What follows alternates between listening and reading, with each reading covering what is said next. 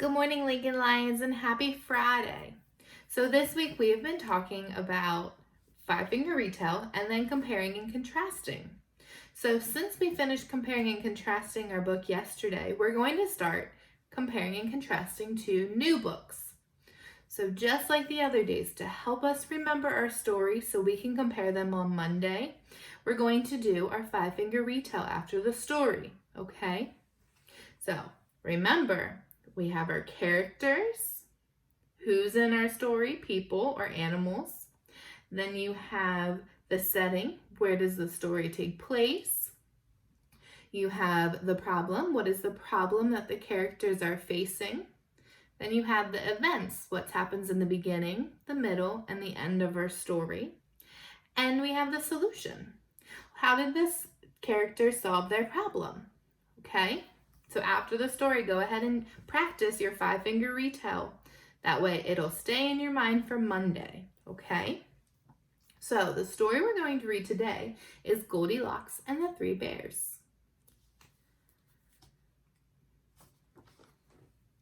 Once there were three bears who lived in a neat little house deep in the woods. The great big bear was Papa Bear. He had a loud, growly voice.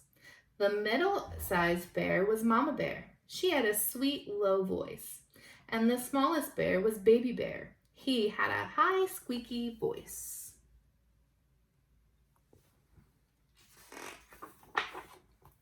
Every morning, the bears had breakfast together.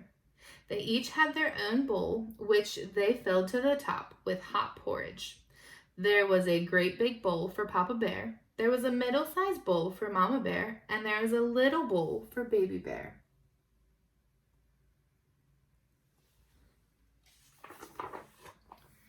After breakfast, the bears rested in the living room. They each had their own chair to sit in.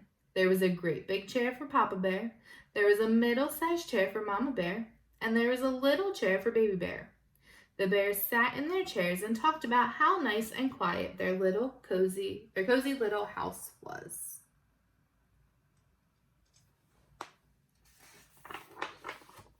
In the evening, the bears were sleepy. They went upstairs to their cozy bedroom. They each had their own bed to sleep in. There was a great big bed for Papa Bear. There was a middle-sized bed for Mama Bear, and there was a little bed for Baby Bear. Papa Bear snored loud, growly snores. Mama Bear snored sweet, low snores, and Baby Bear snored high, squeaky snores.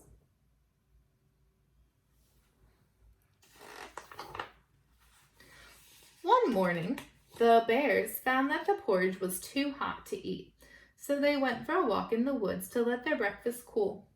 That same morning, a little girl named Goldilocks went out early to pick flowers for her mother.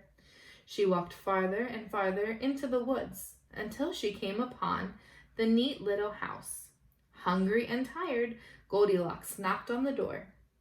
I wonder who lives here, she thought, but no one answered.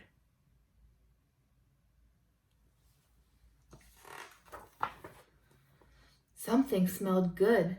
Goldilocks went inside and saw 3 steaming bowls on the table. She ate a spoonful of the great big bowl, but the porridge was too hot.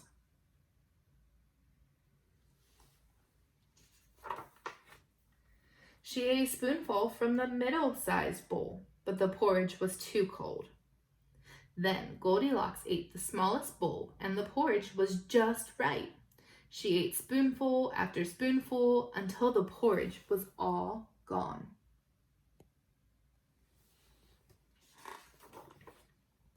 Goldilocks was tired from walking so far, and she wanted to rest. She looked around for a nice chair. In the living room, she saw 3 chairs. First, Goldilocks sat in the great big chair, but it was too hard.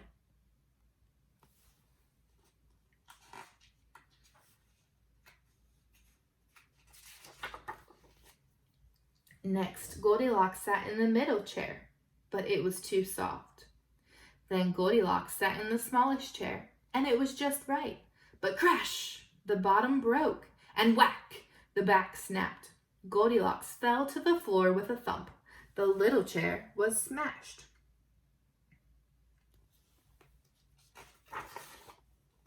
Now, Goldilocks was really tired. She walked upstairs and peeked into the cozy bedroom. 3 beds stood neatly against the wall. "I'll just lay down right here," said Goldilocks. First, she climbed into the great big bed, but it was too hard.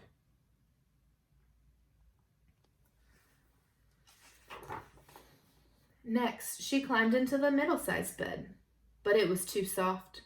Then she climbed into the smallest bed. This bed was just right. Goldilocks snuggled under the quilt and soon fell fast asleep.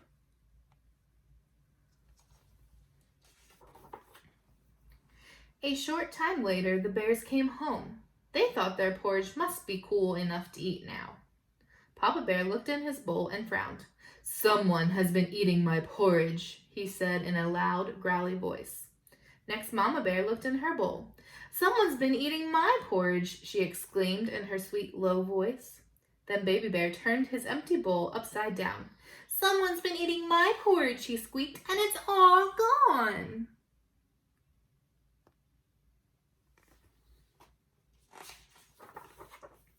Papa Bear walked into the living room. His chair had been moved.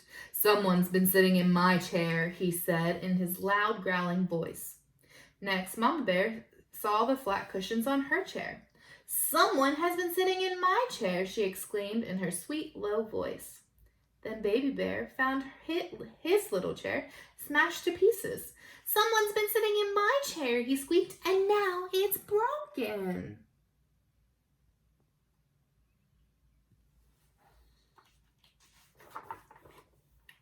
The bears went upstairs. Papa Bear saw that the pillow on his bed had been moved.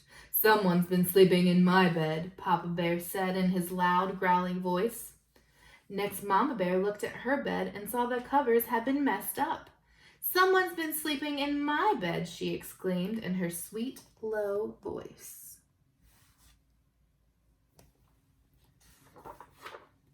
Then Baby Bear looked at his bed. A little girl with golden curls laid fast asleep upon his bed.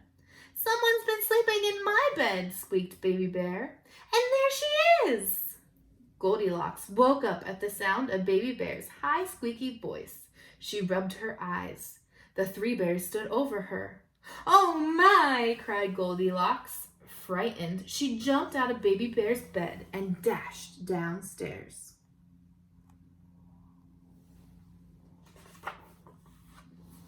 Goldilocks ran out the front door and into the woods as fast as her little legs could carry her.